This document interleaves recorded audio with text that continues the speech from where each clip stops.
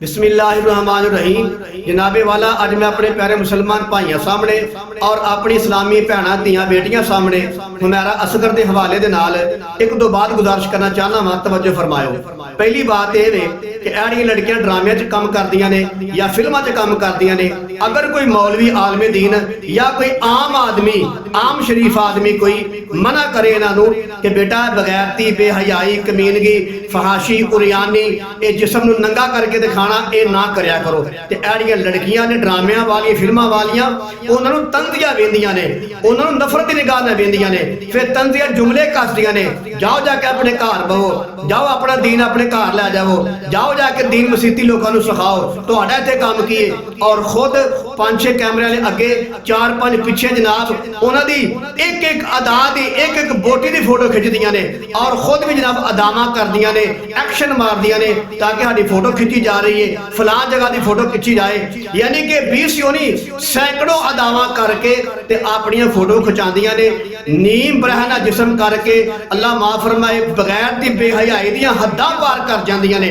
ते फिर वेख लवो इन्हां औरतां दा आखिरकार अंजाम की हुंदा है। फिर ओही औरतां ने जिहड़ियां आंदियां हुंदियां ने साडा जिस्म साडी मर्जी, ये फिर अपने माँ बाप तो जुदा रहन लगदियां ने, माँ बाप नूं कोल रखना बर्दाश्त नहीं करदियां, अपने भैणां भरावां नूं कोल रखना बर्दाश्त नहीं करदियां, क्योंकि उन्हां नूं पता है माँ बाप शर्म दे मारे सानूं मना करनगे, भैण भरा मना करनगे उरियानी फहाशी बगैरती तो असां मना होना कोई नहीं। ते जिहड़ी लड़की वो अपने सिर दे उत्ते अपने माँ बाप का साया बर्दाश्त नहीं करती, अपनी भैणां भरावां दा साया बर्दाश्त नहीं करती, वो तन्हाई चाहती है ना, फिर ओदा अंजाम ऐ ही हुंदा है। फिर ऐ ही लड़कियां आंदियां ने मेरा जिस्म ते मेरी मर्जी। हुण तुसीं हिसाब ला लो हुमैरा असगर दा की हाल होया है। अल्लाह माफ फरमाए, अल्लाह किसी दुश्मन नूं भी इंदा आखिरी वक्त ना नसीब फरमाए। ते जनाबे वाला आंदियां ने मेरा जिस्म मेरी मर्जी। हुण पता लगा तुहाडा जिस्म तुहाडी मर्जी नहीं, तुहाडा जिस्म कीड़ियां दी मर्जी, तुहाडा जिस्म बदबू दी मर्जी। ते जेड़ा माँ बाप का नाफरमान हो जाए, माँ बाप के कोल रहना गवारा ना करे, अलग हो जाए, तन्हाई च रवे, फिर ओदा ऐ ही अंजाम हुंदा जे। ते ओ लड़कियां जेड़ियां हुमैरा असगर नूं अपना आइडियल बनांदियां सन, अपने वास्ते नमूना समझदियां हन, उन्हां वास्ते भी मकाम इबरत वे। वेख लवो तुसीं जिन्नों अपने वास्ते आइडियल समझदियां सो, वेख लो ओदा अंजाम किड्डा बुरा होया है। वेख लवो उन्हें ना किसी हाफिज कारी आलिम दी गल मन्नी, ना माँ बाप की गल मन्नी, ना खुदा रसूल की गल मन्नी, सारे कानून तोड़ के खुदा रसूल के कानून तोड़ के अपने माँ बाप की नाफरमानी करके किवें जिंदगी गुजारदी सी पई। तो ओदा अंजाम की होया है। ते जिहड़ियां मेरियां धियां भैण बेटियां वो भी इंज दे काम करदियां ने, फहाशी उरियानी बगैरती बेहयाई, माँ बाप तो दूर, भैण भरा तो दूर, अपने अच्छे मुआशरे तो दूर तनहा रहिंदियां ने। वेख लवो आखिरकार उन्हां दा अंजाम भी वो होएगा। ते माँ बाप ने खुद कह दिता है ये साडी कख नहीं लगदी, लै जावो सुट दवो, इनू जिथे मर्जी सुट दवो, सानू कोई टेंशन नहीं। आखिरकार अगर जे माँ बाप ने सख्त जुमले बोले ने, लेकिन कसम बखुदा मैं माँ बाप नू सलूट करना वा, उन्हां दे माँ बाप नू सलाम करना। अगर जे इस वक्त ते आके आदमी दा दिल नरम हो जाता है, लेकिन जेड़ा एक किरदार करदी सी पई फहाशी उरियानी बगैरती बेहयाई और माँ बाप की नाफरमानी, माँ बाप ने भी ए जुमले बोल के कसम बखुदा अपनी गैरत का सबूत देने का हक अदा कर छड़िया है।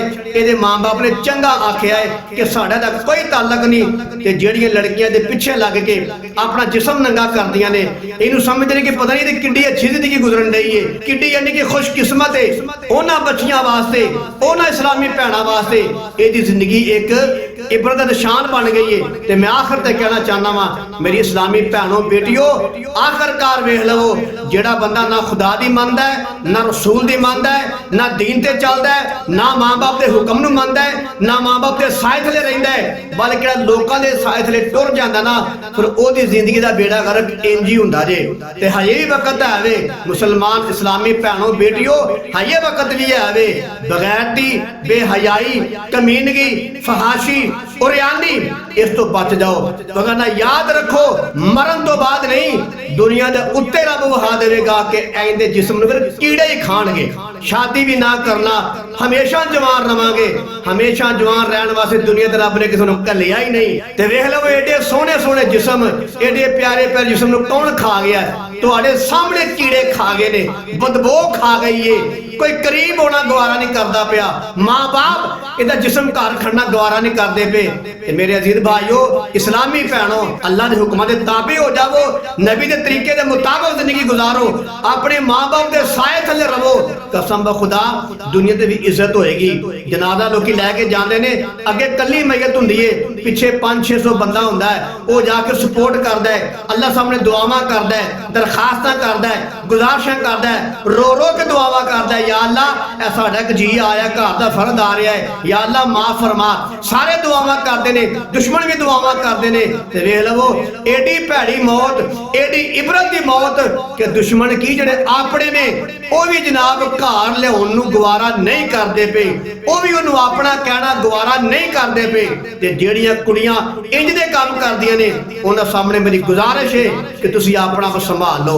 हां, ये जिंदगी दा वक्त है वे, अपना आप संभालो, अल्लाह दे हुक्मां दे मुताबिक जिंदगी गुजारो, नबी सल्लल्लाहु अलैहि वसल्लम दे तरीकिਆਂ दे और हुक्मां दे मुताबिक जिंदगी गुजारो, ताकि तुहाडा जनाजा सोहना पढ़ाया जाए, लोकी फख्र करन काश जनाजा मेरा हुंदा। यानी कि तुहाडे जनाजे ते फुੱਲ बरसाए जान, लखां लोकी जनाजे पढ़न और दुआवां दे दरूद दे गजरे निशावर किए जान, दुआवां दरूद दे फुੱਲ बरसाए जान। इंज दा अपना प्यारा मामला करो। लेकिन अगर इन्हां लोकां नूं यानी हुमैरा असगर कुड़ी मरी है, इन्हां लोकां वर्गे बन जाओगे ते कसम ब खुदा तुहाडा जिस्म फिर कीड़े खाणगे, बदबू खाएगी। बगाने ते बगाने अपने भी तुहानूं अपना कहण तो इनकार कर देणगे। लिहाजा मेरी दिली दुआ है, मैं अपने मुसलमान भैणां सामने, भाइयों सामने, अपनी बेटियां सामने गुजारिश करना वा, अल्लाह ताला उन्हां नूं ऐस हुमैरा असगर दे कोलों इबरत हासिल करने की तौफीक नसीब फरमाए। और अल्लाह ताला साडी इस्लामी भैणां धीआं बेटियां नूं अल्लाह ताला अपने हुक्मां दे मुताबिक और नबी सल्लल्लाहु अलैहि वसल्लम दे तरीकिਆਂ दे मुताबिक जिंदगी गुजारने की तौफीक नसीब फरमाए और अपना आखिरी वक्त अच्छा बनाने की तौफीक नसीब फरमाए।